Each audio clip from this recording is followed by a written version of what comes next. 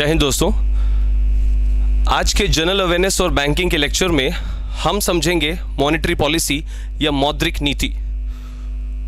दोस्तों, मौद्रिक नीति हम हर न्यूज़पेपर में हर 2 महीने में पढ़ते हैं, क्योंकि मॉनेटरी पॉलिसी का रिव्यू आरबीआई हर 2 महीने में करता है। और क्वेश्चन हमारे दिमाग में आते हैं कि मॉनेटरी पॉलिसी है क्या, और आरबीआई से हर 2 महीने में क्यों लाता है, और इससे फायदे क्या होते हैं। तो आज के इस लेक्चर में हम यही समझेंगे कि मॉनेटरी पॉलिसी का हमारी इकोनॉमी पे क्या फर्क पड़ता है, आरबीआई से कैसे कंट्रोल करता है, और कैसे बहुत सारे रेट्स या जिन्हें हम इंटरेस्ट रेट कहते हैं उनमें चेंजेस करके आरबीआई मॉनेटरी में पैसे को या तो कम करता है या बढ़ाता है। पहले एक और बात आपको क्लियर कर दूं कि मार्केट में पैसे को कम या ज्यादा करना क्यों पड़ता है।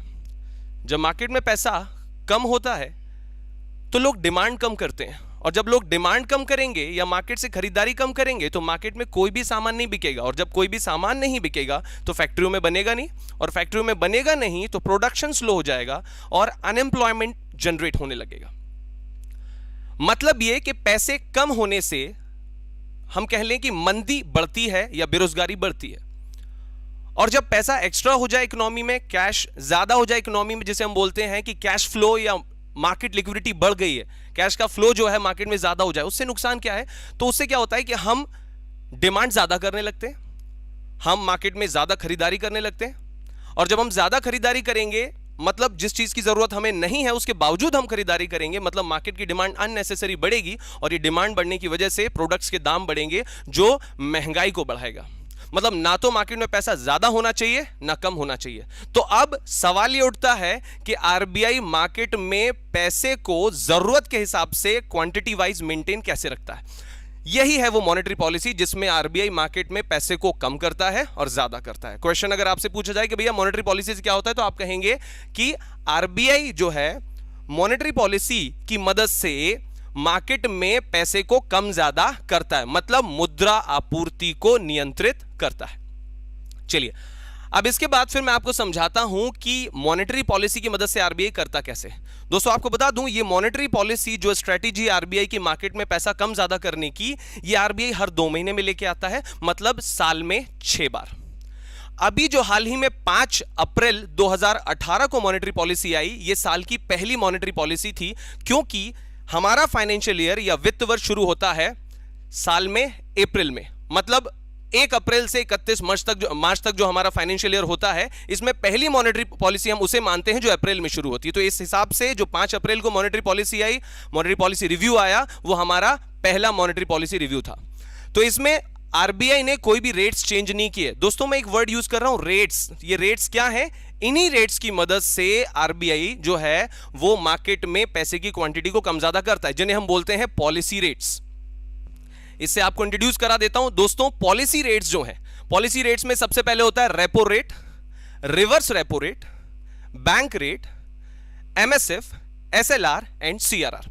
ये सभी जो है वो पॉलिसी रेट्स कहलाते हैं। मतलब कह लें कि यही है वो आरबीआई के हथियार जिनसे आरबीआई मार्केट में पैसा कम भी कर लेता है और मार्केट में पैसा बढ़ा भी लेता है। अब एक एक करके मैं बताऊंगा कि कैसे इन हथियारों के जरिए आरबीआई जो है वो अपने काम को अंजाम दे पाता है। तो एक एक करके मैं आपको इंट्रोड्यूस करूंगा। सबसे पहले हम बात करते हैं रेपो रेट की। दोस्तों रेपो रेट जो है बेसिकली एक इंटरेस्ट रेट है। हम सबको पता है कि बैंक जो है वो पैसे का बिजनेस करते हैं। बैंकों को पैसे की जरूरत होती है ताकि वो दूसरों को लोन दे सकें और उससे उन्हें ब्याज मिले, कमाई हो। ये पैसा बैंक आरबीआई से उधार लेते हैं। मैं बहुत सिंपल टर्म में यहां पर लिख देता हूं, लोन। सिंपल मतलब यह कि आरबीआई ने लोन लिया किससे? आरबीआई ने लोन दिया किसको? बैंक को लोन दिया। अब जब आरबीआई ने बैंक को लोन दिया तो बैंक इसके बदले इंटरेस्ट पे करेंगे, ब्याज पे करेंगे, और बैंक जो ब्याज आरबीआई को पे करता है उसी को हम बोलते हैं रेपो रेट। यह हमारा रेपो रेट कहलाता है। Means repo rate is the interest rate at which RBI lends money to commercial banks. दूसरे शब्दों में हम कह सकते हैं कि repo rate is the interest rate at which bank borrows money from the RBI. मतलब ये कि रेपो रेट कौन पे करता है? बैंक पे करते हैं। रेपो रेट एक्सेप्ट कौन करता है? आरबीआई एक्सेप्ट करता है। चलिए अब हम दूसरी बात करते हैं। दूसरी जो टर्म है वो है रिवर्स रेपो रेट। जो दूसरी टर्म रिवर्स रेपो रेट है, ये क्या है? तो आपको मैंने पिछली स्लाइड में समझाया था, रेपो रेट वो इंटरेस्ट है जो बैंक पे करते हैं आरबीआई को। लेकिन दोस्तों, आपको याद होगा या आप सब जानते हैं कि जब हमारे पास पैसा कुछ एक्स्ट्रा होता है तो हम कहां जमा कर देते हैं? बैंकों में। और बैंक उस पर हमें इंटरेस्ट देता है। बैंक क्यों इंटरेस्ट देता है? क्योंकि बैंक उस पैसे का यूज करता है और हमें इंटरेस्ट भी देता है। मतलब जब हमारे पास एक्स्ट्रा पैसा है तो हम बैंक में जमा करना जरूरी समझते हैं। ऐसे ही यहां पर जब बैंकों के पास कुछ पैसा होता है तो बैंक क्या करते हैं? उस पैसे को या उस कैश को कहां जमा कर देते हैं? आरबीआई के पास। ये वो पैसा जमा होता है जो पैसा अभी बैंकों में यूज नहीं हो रहा है या और किसी मार्केट में बैंक नहीं लगा रहा है, तो बैंक उस पैसे को उठा के आरबीआई को दे देता है। तो कहने का मतलब यह कि जब बैंक कुछ पैसा आरबीआई में जमा करते हैं तो भैया बाय डिफॉल्ट जो है आरबीआई भी इसके बदले इंटरेस्ट देता है। वो इंटरेस्ट रेट या वो ब्याज कहलाता है रिवर्स रेपो रेट। ध्यान से देखिएगा आप दोस्तों, वो इंटरेस्ट रेट जो आरबीआई बैंकों को पे करता है वो होता है, ये स्लाइड चेंज हो गई है, मैं देख लेता हूं। यहां पर हम बात कर रहे हैं कि वो इंटरेस्ट रेट जो बैंक आरबीआई को पे करते हैं वो रेपो रेट है, और जो इंटरेस्ट आरबीआई बैंकों को पे करता है वो क्या है? Reverse repo rate. अच्छा, उसके बाद फिर अब आगे बढ़ते हैं बैंक रेट पर। अब बैंक रेट क्या होता है? अगर बैंक आरबीआई से लोन लेते हैं, बैंकों ने लोन मांगा आरबीआई से, आरबीआई ने लोन दे दिया बैंक को, लेकिन इस बार जो लोन मांगा जा रहा है वो 3 महीने से ज्यादा के टाइम के लिए, मतलब more than 3 months. More than 3 months मतलब लोन की अवधि है मोर देन 3 मंथ्स। अच्छा, 3 महीने की जो लोन की अवधि है, अगर इसके लिए बैंक लोन ले रहा है तो बैंकों को जो इंटरेस्ट पे करना पड़ता है that is called bank rate. उसे बैंक रेट कहा जाता है, यह बैंक रेट कहलाता है। कहने का मतलब यह है कि बैंक जो 3 महीने के लिए आरबीआई से लोन लेते हैं उसके लिए जो इंटरेस्ट पे करना है वो बैंक रेट है।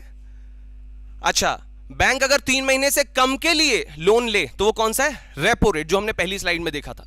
मतलब रेपो रेट वो इंटरेस्ट है जिस पर बैंक आरबीआई से 3 महीने तक का लोन ले सकते हैं। बैंक रेट वो इंटरेस्ट है जिससे बैंक आरबीआई से 3 महीने से ज्यादा का लोन ले सकते हैं। लेकिन जो दूसरी साइड में हमने देखा reverse repo rate, reverse repo rate वो इंटरेस्ट है जिससे हम, जो बैंक हमारे हैं वो आरबीआई में पैसा जमा करते हैं या पैसा डिपॉजिट करते हैं और उसके बदले में उन्हें आरबीआई से इंटरेस्ट मिलता है। तो मतलब जो इंटरेस्ट आरबीआई पे करता है बैंकों को, उसे कहा जाता है आपका रिवर्स रेपो रेट। दोस्तों, आगे की स्लाइड में हम बढ़ते हैं और आगे की स्लाइड में देखिए एक और टर्म है मार्जिनल स्टैंडिंग फैसिलिटी, एमएसएफ। अब एमएसएफ क्या होता है? तो मार्जिनल स्टैंडिंग फैसिलिटी मतलब जब बैंकों को 1 दिन के लोन की जरूरत पड़ती है तो बैंक 1 दिन का लोन किससे लेते हैं? आरबीआई से। आरबीआई ने 1 दिन का लोन दिया, 1 दिन का लोन किसको दिया? बैंकों को। तो इसके बदले बैंक जो इंटरेस्ट पे करेंगे या जो ब्याज देंगे वो ब्याज कहलाता है एमएसएफ, मार्जिनल स्टैंडिंग फैसिलिटी। कहने का मतलब यह है कि जब आपसे पूछा जाए कि व्हाट इज एमएसएफ तो आप कहेंगे sir it is marginal standing facility, और मार्जिनल स्टैंडिंग फैसिलिटी वो इंटरेस्ट रेट है जिस पर बैंक आरबीआई से 1 दिन का लोन लेते हैं। तो यहां पर हमने अभी तक 4 टर्म्स की बात की है। रेपो रेट जिससे बैंक 3 महीने तक का लोन ले पाते हैं आरबीआई से, रिवर्स रेपो रेट जो इंटरेस्ट आरबीआई बैंकों को पे करता है डिपॉजिट के बदले, बैंक रेट वो इंटरेस्ट रेट जिस पर बैंक जो है आरबीआई से 3 महीने का लोन लेते हैं और 3 महीने से ज्यादा का लोन लेते हैं, और लास्ट जो हमने यहां पर पढ़ा मार्जिनल स्टैंडिंग फैसिलिटी जिसमें बैंक आरबीआई से 1 दिन का लोन लेते हैं। आगे बढ़ते हैं दोस्तों, अगली जो टर्म है वो है एसएलआर, स्टैट्यूटरी लिक्विडिटी रेशियो। क्या है स्टैट्यूटरी लिक्विडिटी रेशियो, तो आपको बता देता हूं। बेसिकली बैंक के पास एक दिन में जितना भी पैसा आता है, बैंक के पास जो भी पैसा आ रहा है एक दिन में, बैंक उसका, मान लीजिए बैंक के पास 1000 रुपीज आए एक दिन में, ठीक है, बेसिकली इसे एनडीटीएल अमाउंट भी बोलते हैं, net demand and time liability, NDTL, net demand and time liability. Demand liability में आते हैं करंट अकाउंट और सेविंग अकाउंट, और टाइम लायबिलिटी में आते हैं रिकरिंग अकाउंट और फिक्स डिपॉजिट अकाउंट। मतलब बैंकों में ये जो 4 अकाउंट आते हैं, इन चारों अकाउंट में एक दिन में जो भी पैसा आता है उसे हम बोलते हैं एनडीटीएल डिपॉजिट। तो एक दिन में बैंकों में जो भी पैसा आता है, और हमने माना कि 1000 रुपए आया, तो बैंक उसमें से कुछ पैसा, सर्टेन परसेंट पैसा जो है, हम अभी एक्स लिख देते हैं उसे, x%, ये पैसा जो है वो अपने पास ही जमा रख लेता है। मतलब keep it with itself, bank अपने पास ही रखता है, मतलब बैंक अपने पास जमा करके रखता है, जमा रखता है। अच्छा, बैंक अपने पास जमा रखता है किस फॉर्म में? कैश, गोल्ड और गवर्नमेंट सिक्योरिटी। गवर्नमेंट सिक्योरिटी, ये 3 फॉर्म में जो है वो बैंक अपने पास पैसा जमा रखता है। मैं बात दोहराता हूं कि बैंकों के पास एक दिन में जितना भी पैसा आता है उसका कुछ प्रतिशत वो अपने पास कैश, गोल्ड और गवर्नमेंट सिक्योरिटी के फॉर्म में जमा करके रख लेते हैं, और इसी को कहा जाता है स्टैट्यूटरी लिक्विडिटी रेशियो या एसएलआर। दोस्तों, एसएलआर एक तरह का रिजर्व है जो बैंक अपने पास करके रखते हैं आरबीआई के ऑर्डर्स पर, और फ्यूचर में इसका यूज करते हैं। वो कैसे यूज करते हैं हम बात करेंगे, उससे पहले मैं आपको एक और टर्म समझा देता हूं, उसके बाद फिर हम सभी टर्म्स का कंक्लूजन निकालेंगे और बताएंगे कि कैसे ये इफेक्ट करती हैं। Cash reserve ratio, CRR. दोस्तों, जो सीआरआर है या कैश रिजर्व रेशियो, ये क्या होता है? तो वही बात फिर से बताता हूं या दोहराता हूं कि बैंक के पास एक दिन में जो भी पैसा आता है, एक दिन का पैसा एक दिन का जो भी पैसा आता है, मान लीजिए 1000 रुपए आया, तो उसका कुछ परसेंट, मतलब y% मान लेते हैं, कुछ परसेंट बैंक रोज के हिसाब से, पर डे के हिसाब से आरबीआई में जमा करते हैं। कहां जमा करते हैं? आरबीआई में डिपॉजिट करते हैं या जमा करते हैं।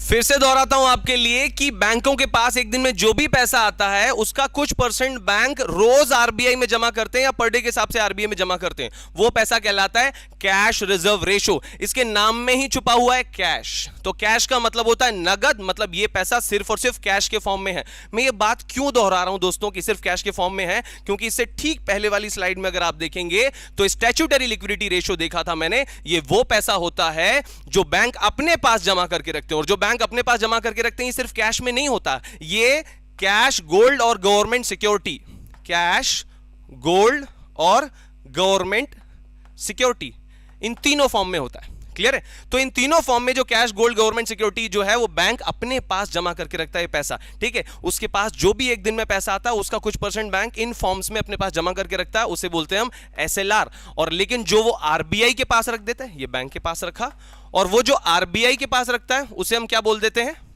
CRR, cash reserve ratio. तो यहां पर आप कंक्लूजन पे ये पहुंचेंगे कि बैंक दो जगह पैसा रिजर्व करके रखता है। उसके पास जो भी पैसा आता है एक दिन में, एक वो अपने पास करके रखता है, उसे हम बोलते हैं एसएलआर, और एक वो जो आरबीआई के पास रोज भिजवाता है वो कहलाता है सीआरआर, कैश रिजर्व रेशियो। दो तरह के रिजर्व करता है। अभी मैंने ये सारी टर्म आपको सिखलाई, लेकिन अब मैं आपको बताना चाहूंगा कि एक्चुअल में हाउ पॉलिसी रेट वर्क्स। मतलब इतने सारे मैंने पॉलिसी रेट आपको बताई, ये काम कैसे करते हैं। दोस्तों, आपको पिछली स्लाइड पे ले चलूंगा जहां पर मैंने सारे पॉलिसी रेट्स एक साथ लिखे हुए हैं, ये काम कैसे करते हैं। अगर आप रिवाइज करना चाहें तो सिंपल, रेपो रेट कौन पे करता है? बैंक पे करते हैं, ये इंटरेस्ट है, और पे कौन करता है? बैंक। रिवर्स रेपो रेट भी इंटरेस्ट है, लेकिन कौन पे करता है? आरबीआई। अच्छा, फिर बैंक रेट भी इंटरेस्ट है, ये कौन पे करता है? ये भी बैंक पे करते हैं, लेकिन आप कहोगे कि ये इंटरेस्ट भी बैंक पे कर रहा है, ये इंटरेस्ट भी बैंक पे कर रहा है, तो यहां पर जो बैंक पे करता है वो 3 महीने के लोन के लिए करता है, याद दिलाने के लिए बता रहा हूं आपको मैं, और यहां पर 3 महीने से ज्यादा, मतलब more than 3 months. 3 months clear है? 3 महीने से ज्यादा के लिए बैंक को लोन लेना है तो कौन सा इंटरेस्ट पे करेगा? Bank rate. और 3 महीने तक का लोन लेना है आरबीआई से तो कौन सा इंटरेस्ट पे करेगा? Repo rate. और अगर बैंक उल्टा आरबीआई में पैसा जमा करता है तो वो कौन सा इंटरेस्ट लेगा?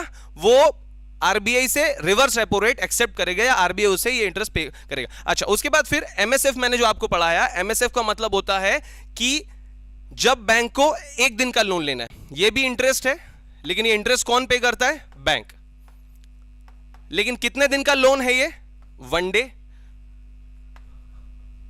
मतलब ये कि अगर बैंक को 1 दिन का लोन चाहिए तो एमएसएफ रेट पे करेगा बैंक, बैंक को 3 महीने से ज्यादा का लोन चाहिए तो बैंक रेट पे करेगा, और 3 महीने तक का लोन चाहिए तो रेपो रेट। सिर्फ एक ये रिवर्स है, ये इसलिए है क्योंकि ये इंटरेस्ट रेट आरबीआई पे करता है उस पैसे के बदले जो बैंक आरबीआई में जमा करते हैं। अच्छा, ये चारों इंटरेस्ट रेट है, ये चारों इंटरेस्ट रेट है, reverse repo rate, reverse repo rate, bank rate और एमएसएफ। लेकिन ये दोनों रिजर्व हैं। ये वो पैसा है जो रोज के पैसे में से कुछ पैसा बचा के बैंक कहां जमा करता है? अपने पास, बैंक में ही अपने पास जमा करके रख लेता है। ये रिजर्व है ना? मैं यहां पे लिख देता हूं रिजर्व, जमा। और ये जो है वो रिजर्व है जो कहां जमा करता है बैंक? आरबीआई में। ये बैंक में खुद अपने पास और ये आरबीआई में। ये मैंने आपको पांचों जो है वो बहुत अच्छे से बता दिए। अब इनकी वजह से मार्केट में पैसा घटता और बढ़ता कैसे है, तो आपको बता दूं सिंपल, कि जब जब इन इंटरेस्ट रेट्स में चेंज होता है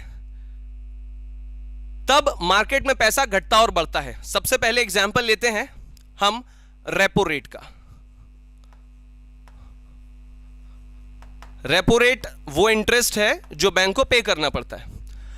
अब जब रेपो रेट मान लीजिए अभी 6% है, कितना है? 6% है।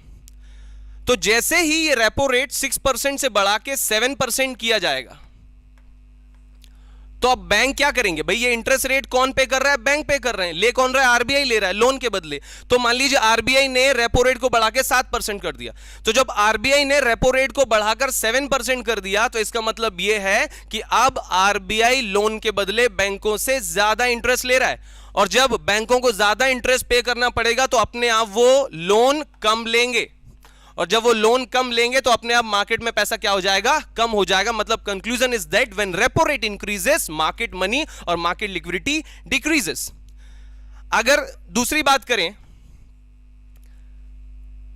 अगर रेपो रेट गिराया गया है मतलब ये 6% से 5% कर दिया गया है। जब ये 6% से 5% कर दिया जाएगा तो मतलब यह है कि अब आरबीआई पहले जहां बैंकों से लोन के बदले 6% इंटरेस्ट ले रहा था, अब वो कितना इंटरेस्ट लेगा? वो 5% इंटरेस्ट लेगा। मतलब बैंकों को बेनिफिट दे रहा है आरबीआई, और जब बैंकों को बेनिफिट मिलेगा तो बैंक ज्यादा लोन लेंगे, और जब बैंक ज्यादा लोन लेंगे तो मार्केट में कैश बढ़ जाएगा। मतलब यह है कि जब इंटरेस्ट रेट, रेपो रेट जो है आरबीआई कम करता है तो कैश मार्केट में बढ़ जाता है, और जब आरबीआई रेपो रेट बढ़ाता है तो कैश मार्केट में कम हो जाता है, कम हो जाता है। सो रेपो रेट का फाइनल कंक्लूजन में यह देना चाहूंगा कि when repo rate increases market money decreases, when repo rate decreases market money increases. आइए बात करते हैं अब हमारे दूसरे पॉइंट पर, reverse repo rate. Reverse repo rate, इससे क्या चेंज होगा? क्या इससे कोई फर्क पड़ेगा? याद कीजिए रेपो रेट क्या बताया था मैंने? रेपो रेट वो इंटरेस्ट है जो आरबीआई पे करता है बैंकों को। इसको घटाने बढ़ाने से क्या फर्क पड़ेगा? दोस्तों आपको बता दूं कि रिवर्स रेपो रेट से हमेशा कम रहता है। तो यहां पर अगर मान लीजिए कि अभी 5.5% है, रेपो 6 है, रेपो रेट 6% है और रिवर्स रेपो रेट 5.5%, मतलब बैंक आरबीआई को कितना इंटरेस्ट चुका रहे हैं, 6%, लेकिन आरबीआई जमा करने पर उन्हें कितना देता है, 5.5%। तो जब ये 5.5% इंटरेस्ट जो है वो आरबीआई पे कर रहा है, मान लीजिए कि ये जो है वो कम करके 5% कर दिया गया, ये कम हो गया। अब जब ये कम कर दिया गया तो इससे क्या फर्क पड़ेगा, मतलब ये है कि अब जितना भी पैसा आरबीआई को बैंक जमा करेंगे या आरबीआई में बैंक पैसा जमा करेंगे उस पर अब उन्हें 5.5% इंटरेस्ट नहीं मिलेगा। कितना मिलेगा, 5%। इसका मतलब ये है कि अब बैंकों को नुकसान हो रहा है, क्योंकि पहले पैसा आरबीआई में जमा करने पर बैंकों को 5.5% इंटरेस्ट मिल रहा था, ब्याज मिल रहा था, और अब कितना इंटरेस्ट मिलेगा, 5%। मतलब अब बैंक इंटरेस्ट नहीं दिखाएंगे कि आरबीआई में पैसा जमा कर रहे हैं, और जब वो आरबीआई में कम पैसा जमा करेंगे तो अपने आप उनके पास कैश ज्यादा बचेगा, मतलब मार्केट में कैश बढ़ जाएगा। मतलब कहने का मतलब ये है कि when reverse repo rate is decreases, market liquidity will be increased, मतलब यहां मार्केट लिक्विडिटी जो है वो क्या हो जाएगी, बढ़ जाएगी, क्योंकि यहां पर ये इंटरेस्ट रेट कम होगा तो अब बैंक जो है वो कम पैसा आरबीआई में जमा कराएंगे। तो मतलब जब ये कि आरबीआई चाहेगा कि मार्केट में पैसा बढ़ाना है तो वो क्या करेगा, वो ये जो रिवर्स रेपो रेट है वो उसे कम कर देगा। अब देखते हैं रिवर्स रेपो रेट जब बढ़ेगा, मान लीजिए ये 5.75 हो गया, इसका मतलब यह है कि जब अब बैंक आरबीआई में पैसा जमा करेंगे तो बैंकों को इंटरेस्ट ज्यादा मिलेगा, मतलब बैंकों के लिए खुशी की बात, मतलब अब बैंक जो है वो ज्यादा पैसा यहां जमा कराएंगे, और जब बैंक अपना ज्यादा पैसा आरबीआई में जमा करा देंगे तो मार्केट में पैसा कम बचेगा। मतलब यहां पर बात इतनी है कि when repo rate increases market money decreases, जब रेपो रेट बढ़ता है तो बाजार में पैसा घटता है, और जब repo rate reverse repo rate बोलना चाह रहा हूं, जब रिवर्स रेपो रेट घटता है तो मार्केट में पैसा क्या हो जाता है, बढ़ जाता है। तो दोनों का कंक्लूजन तो सेम ही निकला, चाहे रेपो रेट की बात करें चाहे रिवर्स रेपो रेट की बात करें, when repo rate increases market money decreases. और यहां पर भी वही बात हो रही है कि जब रिवर्स रेपो रेट बढ़ेगा तो बैंक क्या करेंगे, ज्यादा पैसा जमा करेंगे, मतलब मार्केट में पैसा क्या हो जाएगा, कम हो जाएगा। तो रेपो रेट और रिवर्स रेपो रेट दोनों को बढ़ाने से मार्केट में पैसा कम होता है। चलिए अब मैं अगली टर्म आपको एक्सप्लेन करता हूं। जो हमारी अगली टर्म है वो है बैंक रेट। बैंक रेट भी सेम इफेक्ट देगा, क्योंकि बैंक रेट जो है वो इंटरेस्ट है जो कि कौन पे करता है, बैंक पे करते हैं, लेकिन कितने महीने के लोन के लिए, 3 महीने। किसको पे करते हैं, आरबीआई को, 3 महीने के लोन के लिए। रेपो रेट से ज्यादा रहता है 1% लगभग। तो अभी अगर मान लीजिए कि ये 7% चल रहा है, तो वही बात है, जैसा रेपो रेट असर डाल रहा है वैसे ये डालेगा असर। अगर बैंक पहले 3 महीने के लोन के लिए 7% इंटरेस्ट पे कर रहे थे, अब उन्हें 7.5% कर दिया आरबीआई ने कि बैंक रेट 7.5% है, मतलब अब बैंकों को ज्यादा ब्याज देना पड़ेगा, और जब बैंकों को ज्यादा ब्याज देना पड़ेगा तो फिर बैंक क्या करेंगे, कम लोन लेंगे। 3 महीने का से ज्यादा का लोन क्या करेंगे, कम लोन लेंगे। तो मतलब कहने का मतलब यह भी है कि यहां पर बैंक रेट बढ़ाने से मार्केट में पैसा कम हो जाएगा। अच्छा, अगर इसे 6.5 कर दिया, मतलब बैंकों के लिए खुशी की बात कि उनके लिए लंबी अवधि का लोन अब सस्ता हो गया, मतलब वो क्या करेंगे, वो ज्यादा से ज्यादा लोन लेंगे, मतलब 3 महीने के ज्यादा लोन लेंगे और मार्केट में कैश बढ़ जाएगा। तो यहां पर भी कंक्लूजन वही है दोस्तों कि व्हेन बैंक रेट इंक्रीजेस, जब बैंक रेट बढ़ता है तो मार्केट में पैसा घटता है, और जब बैंक रेट घटता है तो मार्केट में पैसा बढ़ता है। चलिए अगली टर्म मैं आपको बताता हूं। हमारी अगली टर्म जो है बैंक रेट के बाद एमएसएफ, मार्जिनल स्टैंडिंग फैसिलिटी।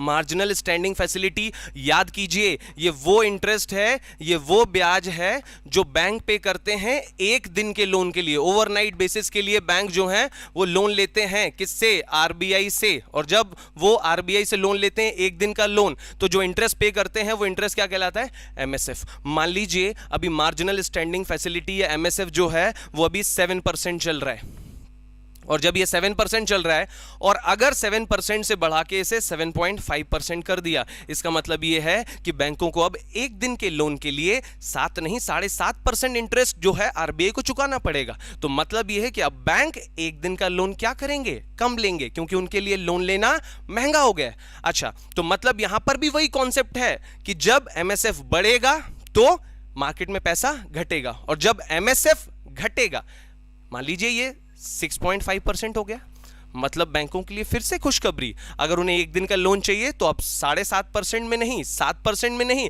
उन्हें 6.5% में मिलेगा। मतलब वो एक दिन के लिए पैसा ज्यादा लेंगे, और जब वो एक दिन के लिए पैसा ज्यादा लेंगे तो मार्केट में कैश बढ़ जाएगा। तो यहां पर दोस्तों मैंने आपको 4 तरह के इंटरेस्ट रेट पढ़ा दिए, और इन चारों तरह से के इंटरेस्ट रेट से जो है फर्क एक ही पड़ रहा है। मतलब कहने का मतलब यह है कि चाहे आप रेपो रेट लें या रिवर्स रेपो रेट लें या बैंक रेट लें या फिर एमएसएफ लें, चारों का कंक्लूजन एक है कि जब ये चारों बढ़ते हैं, मतलब जब ये चारों बढ़ेंगे, ये चारों बढ़ेंगे तो क्या होगा? पैसा कम होगा। रिजल्ट क्या निकलेगा? पैसा कम। क्यों? मैंने आपको बता दिया अभी पिछली स्लाइड में। अच्छा, उसके बाद जब ये चारों घटेंगे, यहां पे मैंने लिख दिया जब ये चारों घटेंगे तो मार्केट में पैसा क्या होगा? बढ़ेगा। क्लियर है? तो यहां पर हम कंक्लूजन पे पहुंचे। किस कंक्लूजन पे पहुंचे दोस्तों? हम इस कंक्लूजन पे पहुंचे कि ये चारों जो रेट्स हैं वो आरबीआई के क्या हैं? ये चारों रेट्स जो हैं वो आरबीआई के हथियार हैं जिनसे मार्केट में पैसा बढ़ा और घटा सकते हैं। इन चारों रेट्स को बढ़ाएंगे तो पैसा कम हो जाएगा, और चारों रेट्स को घटाएंगे तो पैसा बढ़ जाएगा। अब 2 रिजर्व भी मैंने आपको बताए थे। 2 रिजर्व कौन से बताए थे मैंने आपको? एसएलआर और सीआरआर। आप सब जानते हैं एसएलआर वो पैसा है जो बैंक अपने पास रखते हैं, बैंक अपने पास जमा करते हैं। अच्छा, उसके बाद सीआरआर वो पैसा है जो बैंक आरबीआई के पास जमा करते हैं। ठीक है? एसएलआर अभी चल रहा है 19.5% और सीआरआर चल रहा है 4%। मतलब रोज बैंक आरबीआई में 4% पैसा जमा कराते हैं, जो भी दिन भर में उनके पास पैसा है, और अपने पास कितना पैसा जमा करके रख लेते हैं? 19.5%। अब इसके अलावा आप देखें कि मान लीजिए ये हो गया 19 और ये आपका हो गया 4, मतलब ये हो गया आपका 19 और 4 23 और ये 23.5, मतलब 23.5% पैसा जो है वो क्या कर दिया गया? रिजर्व कर दिया गया, जमा। मतलब इस पैसे का अब बैंक कोई यूज नहीं करेगा। और जब बैंक इस पैसे का कोई यूज नहीं करेगा, बाकी बचा कितना पैसा? जो भी हमारा 76.5% पैसा बचा है, अब इस पैसे का यूज जो है वो मार्केट में किया जाएगा या बाजार में लोन देने के लिए किया जाएगा। ठीक है? यहां से कहानी शुरू होती है रिजर्व के जरिए मार्केट में पैसा कम और ज्यादा करने की। जब आरबीआई सारे हथकंडे अपना लेता है, repo rate, reverse repo rate, bank rate, MSF, जब सारे रेट्स में चेंजेस करके देख लेता है और मार्केट के पैसे या लिक्विडिटी पर, मार्केट मनी पर कोई फर्क नहीं पड़ता, वो चाहता है कि पैसा कम हो जाए लेकिन नहीं हो रहा है, वो चाहता है कि पैसा बढ़ जाए पर नहीं हो रहा है, जब repo rate, reverse repo rate, bank rate और एमएसएफ से कोई फर्क नहीं पड़ रहा है, तो फिर आरबीआई हाथ लगाता है किसको? एसएलआर को। उसको ये मार्केट का पैसा कम करना है ना, तो आरबीआई क्या करता है? बैंकों से कहता है कि अब आप एसएलआर 19.5 मत जमा कीजिए, आप 20 जमा कीजिए। तो अपने आप दोस्तों जब यहां 20 होगा तो मतलब यह कि वो 0.5% पैसा जो है वो अब जब यहां से जो है 0.5% एक्स्ट्रा यहां जमा होने लगेगा, मतलब यहां से 0.5% क्या हो जाएगा? कम हो जाएगा। अगर आप ये सोचें कि ऐसा कितना कर सकते हैं, तो एसएलआर को मैक्सिमम जो है वो 40% तक ले जाया जा सकता है और कम से कम जो है वो 15% पे रखा जा सकता है। तो मान लीजिए कि हम बहुत ज्यादा आगे पहुंच गए हैं और हमने एसएलआर बहुत ज्यादा करवा दिया। आप सोच लीजिए, सपोज फॉर एन इंस्टेंस, कभी आरबीआई ने ऐसा किया नहीं, मान लीजिए आरबीआई ने 40% जमा करवा दिया, ठीक है, यहां पर 4% जमा कर गया, मतलब कितना हो गया आपका? 44% जो है वो जमा हो गया। बाकी बचा हुआ पैसा जो है कहां पर आ गया? आपका यहां पर आ गया। ठीक है? तो मतलब यह कि जब ये एसएलआर बढ़ेगा तो मार्केट में पैसा घटेगा। अच्छा, फिर उसके बाद सीआरआर की बात करें तो सीआरआर भी यही है कि यहां पर भी जब सीआरआर को 4% से बढ़ाकर 6% कर दिया, इसे कम से कम हम 3% रख सकते हैं और मैक्सिमम जो है वो हम इसे 15% रख सकते हैं। तो अगर अभी 4% है और अगर ये 4% है तो इसे 4% करके हमने 8 कर दिया, या मान लीजिए इतनी जल्दी नहीं बढ़ाते, अगर 6 कर दिया तो मतलब यह है कि अब यहां पर 6% जमा होगा, मतलब यहां पर हम ज्यादा कर रहे हैं, और जब हम यहां ज्यादा करेंगे तो अपने आप पैसा यहां पे कम बचेगा। कंक्लूजन अगर मैं इसका दोनों का दूं, सीआरआर और एसएलआर का, तो कहने का मतलब सिर्फ इतना सा है कि ये रिजर्व का पार्ट है जो बैंक अपने पास जमा करके रखता है, और ये पार्ट मार्केट में यूज करने वाला है। तो जब आपको मार्केट का पैसा कम करना है तो अपने आप आपको क्या करना पड़ेगा, रिजर्व बढ़ाना पड़ेगा। मतलब एसएलआर और सीआरआर जब आप बढ़ा देंगे, जो आपने जमा करके रखा है, और ज्यादा उसमें जमा करने लगेंगे, तो अपने आप आपको मार्केट में यूज करने का पैसा कम बचेगा। और जब आप इन्हें कम कर देंगे, मतलब आपने जो अपना रिजर्व करके रखा है उसमें आप रिजर्व कम रखेंगे, पैसे कम डालेंगे, तो अपने आप आपकी जेब में यहां मार्केट में यूज करने के लिए बच जाएगा। तो यहां पे भी अगेन यही कंक्लूजन निकला कि जब ये दोनों बढ़ जाते हैं तो मार्केट में पैसा कम होता है, और जब ये दोनों कम हो जाते हैं तो मार्केट में पैसा बढ़ जाता है। लेकिन पहले यूज किसका करते हैं, एसएलआर का, और बाद में यूज किसका करते हैं, सीआरआर का। जब एसएलआर को चेंज करके थक जाए आरबीआई, कोई फर्क नहीं पड़ रहा है, उसके बाद इसको हाथ लगाता है। तभी आरबीआई ने अपने पास जो सीआरआर रखा है वो सिर्फ कैश के फॉर्म में रखा है, ना कि इसके जैसे गोल्ड, गवर्नमेंट सिक्योरिटी और कैश। ये सिर्फ कैश के फॉर्म में, मतलब जब बहुत इमरजेंसी हो, आप अगर रिकॉर्ड खंगाल के देखेंगे तो पिछले 8 साल से सीआरआर में कोई चेंजेस नहीं हुए, मतलब इसको छूने की जरूरत ही नहीं पड़ी, इसी से काम चल जाता है, मार्केट का पैसा कम और ज्यादा हो जाता है। लेकिन यहां पर जो है क्या होता है, यहां पर मार्केट का पैसा जो है वो तब यूज किया जाता है, या मार्केट में पैसा तब डाला जाता है जब एक्सट्रीम केस हो, कंडीशंस जो है वो बहुत खराब हो, तब जाके जो है सीआरआर को हाथ लगाया जाता है। तो अब फाइनल कंक्लूजन जो है वो आपको मैं उस स्लाइड पे ले जाके दिखाता हूं जहां पर मैंने सब एक साथ लिखे हुए थे। दोस्तों, हम पॉलिसी रेट्स की बात कर रहे थे, ये सब पॉलिसी रेट्स हैं, देख लीजिए। इन सभी पॉलिसी रेट्स को जब आप बढ़ाएंगे, इन सभी को जब आप बढ़ाएंगे, जब आपने इसे इंक्रीज किया या बढ़ाया, तो मार्केट में पैसा कम हुआ, और जब इन सभी पॉलिसी रेट्स को आपने घटाया तो मार्केट में पैसा बढ़ गया।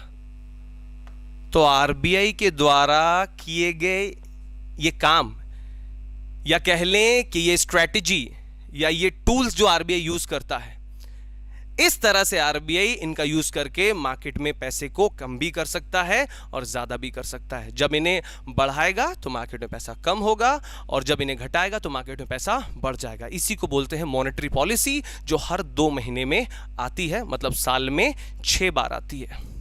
Friends, that's all for today. आज के लिए फिलहाल इतना ही, मिलते हैं अगले वीडियो में। Thank you everyone.